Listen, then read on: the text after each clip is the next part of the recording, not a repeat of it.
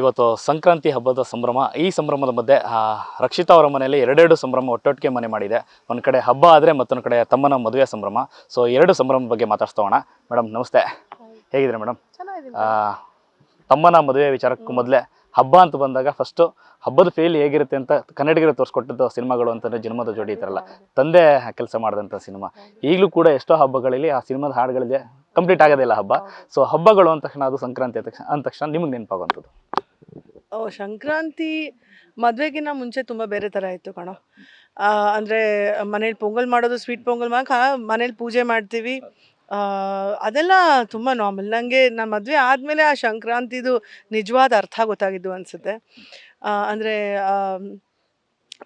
ಅಲ್ಲಿ ದನ ಕಿಚಾಯಿಸ್ತಾರೆ ಊರಲ್ಲಿ, ಎಲ್ಲ ಹಸುಗಳು ಆ ದಿವಸ ತೊಳಿತಾರೆ. ಆಮೇಲೆ ಎಲ್ಲದಕ್ಕೂ ಊಟ ಹಾಕ್ತೀವಿ, ದನ ಕಿಚಾಯಿಸ್ತೀವಿ, ಆಮೇಲೆ ಅದು ಏನೋ ಮಾಡಿರ್ತಾರೆ, ತಿನ್ನಿಸ್ತಾರೆ ಅದನ್ನು ಬೆಲ್ಲ ಹಾಕ್ಬಿಟ್ಟು. ಸೊ ಅದೇ ಒಂದು ದೊಡ್ಡ ಸಂಭ್ರಮ ಅನಿಸುತ್ತೆ ನಮಗೆ. ಅದು ಸಂಕ್ರಾಂತಿ ಅನ್ನೋದು ರೈತರ ಮನೆಗೆ ಎಷ್ಟು ಇಂಪಾರ್ಟೆಂಟ್ ಅನ್ನೋದು ಬಹುಶಃ ಯಾರ್ಯಾರಿಗೆ ಆ ಒಂದು ಊರಿರುತ್ತೆ, ಒಂದು ಹಳ್ಳಿ ಇರುತ್ತೆ, ಹಸುಗಳು ಸಾಕಿರ್ತಾರೆ, ಅವರಿಗೆ ಒಂದು ದೊಡ್ಡ ಹಬ್ಬ ಅಂತ ಹೇಳ್ಬೋದು ಖಂಡಿತ. ಆ ವಿಚಾರದಲ್ಲಿ ಎಲ್ಲೋ ಒಂದು ಕಡೆ ಕನಸುಗಳಿರುತ್ತೆ.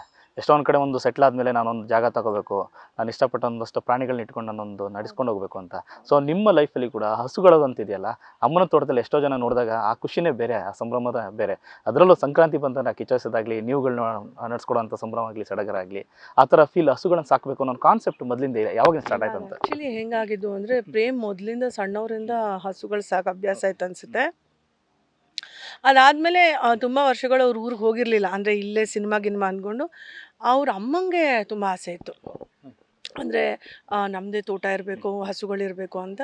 ಅಮ್ಮನಿಗೋಸ್ಕರ ಅಂತ ಆ ಜಮೀನು ಊರಲ್ಲಿ ತಗೊಂಡಿದ್ದು, ಮದ್ದೂರಲ್ಲಿ. ಅದಾದಮೇಲೆ ಏನಾಯಿತು, ಅಮ್ಮ ಆಫ್ಟರ್ ಶಿ ಮೂವ್ಡ್ ಆನ್, ಅಂದರೆ ಅವ್ರು ಪಾಸ್ ಆನ್ ಆದಮೇಲೆ ಅಲ್ಲಿ ಪ್ರೇಮ್ ಅವರು ಅವ್ರಿಗೆ ಒಂದು ಸಮಾಧಿ ಮಾಡಿದ್ರಲ್ಲ, ಅದಾದಮೇಲೆ ಅವರಲ್ಲಿ ತುಂಬ ಹೋಗೋಕ್ಕೆ ಸ್ಟಾರ್ಟ್ ಮಾಡಿದ್ರು.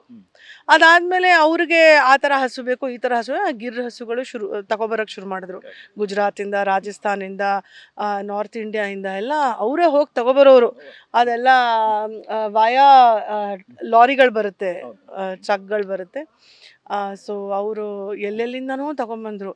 ನನಗೆ ಅಷ್ಟು ಅದ್ರ ಬಗ್ಗೆ ಮೊದಲು ಆಸಕ್ತಿ ಇರಲಿಲ್ಲ ಕಣೋ, ಆನೆಸ್ಟ್ಲಿ ಹೇಳ್ತಾ ಇದ್ದೀನಿ. ಅಲ್ಲಿ ಹೋಗೋಕ್ಕೆ ಸ್ಟಾರ್ಟ್ ಮಾಡಿ ಮುಂದೆ ದಿವಸ ಪ್ರೇಮ್ ಏನಂದರು, ಬೆಲ್ಲ ಬರ್ತಾ ತೋಟಕ್ಕೆ ಅಂತ ಹೇಳಿದ್ರು. ಸೊ ಬೆಲ್ಲ ತೊಗೊಂಬಂದೆ, ಬೆಲ್ಲ ತಿನ್ಸು. ನಂಗೆ ಆವಾಗ ಹಸುಗಳಂದರೆ ಸ್ವಲ್ಪ ಭಯ ಬೇರೆ ಇತ್ತು, ಗೊತ್ತಿರಲ್ಲ ನಮ್ಗಳಿಗೆ. ಸೊ ಬೆಲ್ಲ ತಿನ್ಸೋಕ್ಕೂ ನಾನು ಸ್ವಲ್ಪ ಹಿಂದೇಟ್ ಆಗ್ತಿದ್ದೆ, ಅಂದರೆ ನಂಗೆ ಗೊತ್ತಾಗ್ತಿರ್ಲಿಲ್ಲ ಅದು ಹೇಗೆ ಅಂತ.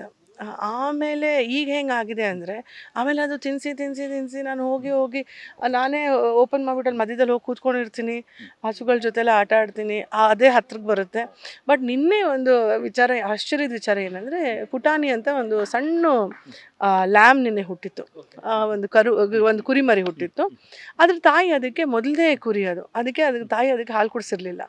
ಸೊ ಅದಕ್ಕೆ ಪಾಪ ನಾವೇ ಅಂದರೆ ಬಾಟಲ್ ಫೀಡ್ ಮಾಡಬೇಕು, ಇಲ್ಲಾಂದರೆ ಅದು ಬದುಕಲ್ಲ ಅಂತ ಆಯಿತು. ಸೊ ಬಾಟಲ್ ಫೀಡ್ ಮಾಡ್ತಿದ್ವಿ, ಅವಳ ಹೆಸರು ಪುಟಾಣಿ ಅಂತ ಇಟ್ವಿ. ಅದಾದಮೇಲೆ ಎಲ್ಲ ಹಸುಗಳು ಮಲಗಿತ್ತು. ಅಂದರೆ ರಾತ್ರಿ ಆದಮೇಲೆ ಎಲ್ಲ ಹಸುಗಳು ಮಲಗಿರುತ್ತೆ. ಪ್ರೇಮ್ ಅವರು ಪೂರ್ತಿ ತೋಟ ಒಂದು ವಾಕ್ ಹಾಕೊಂಡ್ಬಂದರು. ಊಟ ಆವಾಗ ತಾನೇ ಆಗಿತ್ತು. ಪ್ರೇಮ್ ಹೇಳಿದ್ರೆ, ಇಲ್ಲ ಎಲ್ಲ ಹಸುಗಳು ಮಲಗಿದೆ. ನಾನು ಹೇಳಿದೆ, ನಾನು ಸುಮ್ಮನೆ ಒಂದು ವಾಕ್ ಹೋಗಿ ಬರ್ತೀನಿ, ಊಟ ಅಷ್ಟು ಆವಾಗ ತಾನೇ ಆಗಿತ್ತು, ಏನಕ್ಕೆ ಹೋಗ್ತೀವಿ, ಎಲ್ಲ ಮಲಗಿದೆ, ಸುಮ್ಮನೆ ಯಾರೂ ಎದ್ದು ನಿನ್ನ ಹತ್ರ ಬರಲ್ಲ ಅಂದರು. ನಾನು ಸುಮ್ಮನಾದೆ, ಸುಮ್ಮನೆ ಒಂದು ವಾಕ್ ಹೋದೆ.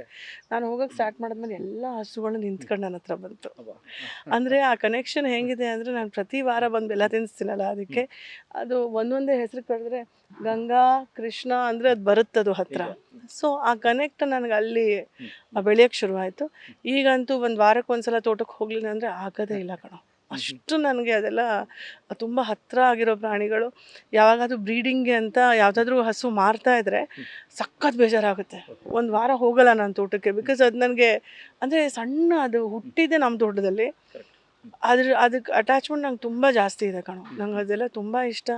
ಆ ಥರ ಜೀವನ ನನಗೆ ತುಂಬ ಹತ್ತಿರಕ್ಕಾಗಿದೆ. ಸೊ ನನಗದು ಈಗ ನನ್ನ ಜೀವನ ತುಂಬ ಇನ್ಕಂಪ್ಲೀಟಾಗಿ ಫೀಲ್ ಆಗುತ್ತೆ ಅಲ್ಲಿ ಹೋಗಲಿಲ್ಲ ಅಂದರೆ.